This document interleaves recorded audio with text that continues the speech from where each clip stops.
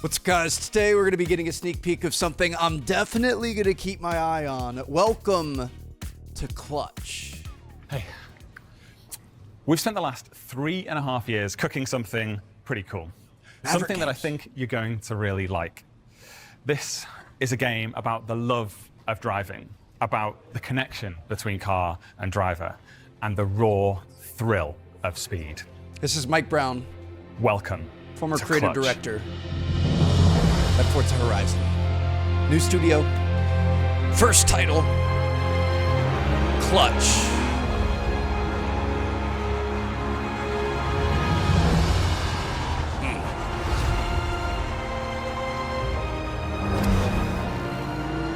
South of France?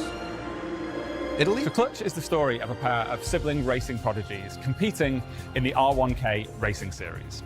The R1K is a prestigious and historic series that's been the proving ground of the world's best drivers for 100 years. So we've got circuit racing and a storyline. But away from the pomp and the pageantry and commercialism of the R1K is the Midnight Collective, a group of car enthusiasts who don't care about the money and the fame of the R1K. They care about the love of driving and street racing, the raw thrill of speed. Sick. Okay, so we've got a storyline that follows legitimate racing and illegitimate. So on this project, we've really had the benefit of time. It's actually the longest development of any game I've ever worked on, and that's allowed us to make some big investments that I know you're going to really appreciate. Using our custom version of Unreal Engine 5, we've been able to achieve a level of detail and accuracy never before seen in in-game car models. Every exterior curve, every fleck of paint, every interior stitch, every groove of tire wear recreated perfectly. Okay. And on older cars, there'll be signs of wear, signs of love, signs that the cars have actually been driven, been on an adventure. Every car tells a story. Every road has a destination. But all of this, it's not just a static presentation.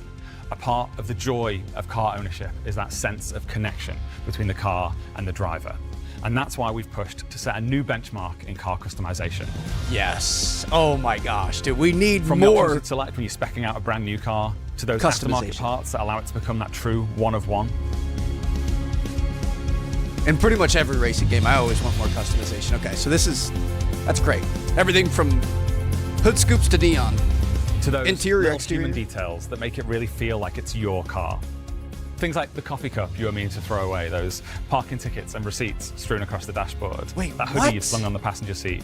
The fluffy dice hanging from the rearview mirror. We haven't made fluffy dice. We haven't made fluffy dice. Okay, all right. Well, we haven't made fluffy dice, but we will make fluffy dice. And anything else you want to see, just let us know and we can have that as well.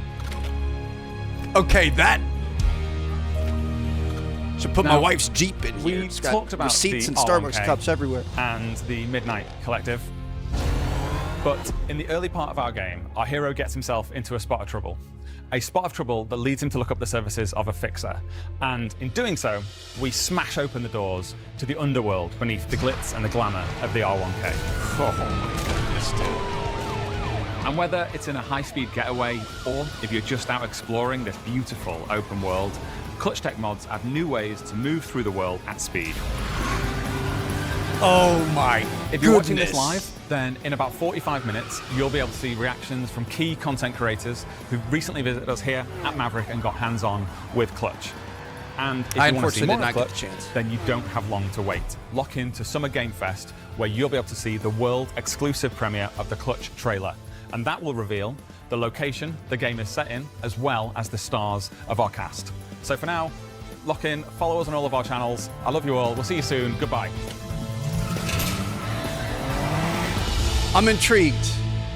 Clutch, world premiere trailer, coming this evening at Summer Game Fest. This looks kind of insane, I'm not gonna lie. Now, I will say it seems like it's doing a lot, and that's not a bad thing. You know, if you can deliver on that, it's great. But like we've got what seems like a really fleshed out campaign with like major characters and things, which we always say we really want more storylines and more campaigns and, you know, just cutscenes and things like that in racing games. We've played like Need for Speed and stuff where we really love that. So we've got a campaign going on. You've got, within that campaign, actual, like, legitimate circuit racing, but then there's also, like, this underground league, and you kind of, you know, it sounds like there's something weird going on with the actual racing league that, you know, you kind of turn into the underground and stuff. Who knows what happens there in the storyline? But, yes, we've got two different types of racing.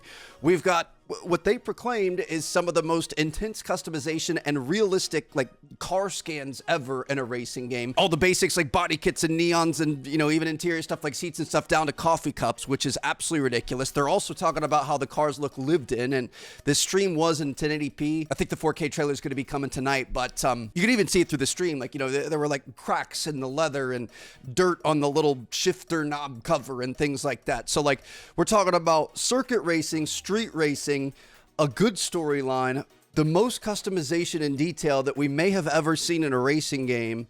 And on top of that, this is based in a giant open world somewhere that looks like Europe, maybe south of France or something like that. Like this, if this delivers on all of that, I mean, it seems like a huge bite to chew, but he did say it's the longest he's ever worked on a project, and he was the creative director at Forza Horizon 5. So he's definitely got some credentials there, and I'm really looking forward to what Maverick has built. As we said before, the story campaign is going to focus on sibling driving prodigies navigating their way through R1K, which is this prestigious historic racing series. However, when Clutch's hero character finds himself in hot water in need of a fixer, the underbelly of the R1K is smashed wide open. So, you know, there's always a dark side behind all the glitz and the glam. It's going to be running on a custom version of Unreal Engine 5. It will not only boast cars where every exterior curve, every fleck of paint, and every interior stitch is recreated perfectly, but cars that actually come with signs of wear and have actually been driven, which I mean, I love that, obviously. He says, I'm not going to ding any other games in particular because this actually applies to quite a few games, but I guess traditionally the presentation has been a bit museum-like,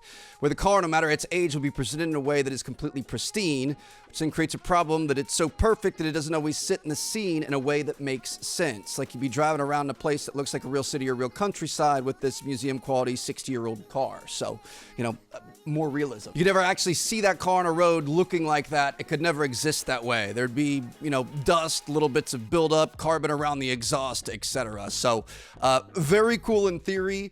We'll see how crazy this looks when we get more gameplay in the trailer. So Brown founded Maverick in December 2022, a little over a year after Forza Horizon 5 was released. He had been working on Forza for a very long time and achieved, he thought, quite a lot in that franchise, and really had an appetite to go and do something new, to try to push and do something new in the genre. Looks like he was joined by a number of other Forza Horizon veterans, including Tom Butcher, Matt Craven, Gareth Harwood. Okay, so they kind of put together a little bit of a dream team here, and I'm not putting anything against Forza. I love Forza. Forza Horizon 6 is so good, I'm still grinding it, but, you know, there's always room for more options, and I'm excited to see what they do here. Oh, this is cool. They're still 2 miles away from the Playground Games office, so they're still very close contact and still have a lot of friends. They see each other every day. I love that. So sounds like there's no bad blood. In closing, he says he's very well invested in car culture and automotive entertainment and really aware that historically there's always been these huge tentpole franchises that have propped up and pushed car culture forward. There was that spell where Need for Speed, from Need for Speed Underground, Underground 2, and Most Wanted, was the #1 best-selling game in the world like 3 years running. There was a period where Top Gear was the most watched TV show and film, even though it's not the biggest franchise in the world. Fast and the Furious, your boy's a big fan, is one of them. It's made more money than Harry Potter. I didn't know that. Made more money than Batman. And that's the level of ambition for Clutch to set the tone of car culture across the next decade, and that it be a tentpole IP that drives car culture forward. So huge dreams here. Obviously a lot going on. I almost forgot to mention the end of the trailer where we had like gadgets and we, you know, grappling hooked around the light. So it's like, it seems like we're grounded in realism, but there's also enough arcade to it that it does kind of remind me a little bit of a Need for Speed. I don't know, dude. We could be onto something here. We'll have to wait and see what happens, and we're going to be playing it in spring at 27, hopefully. I'm going to let you guys think down in the comments. Hope you guys enjoyed. See you guys later. Peace out.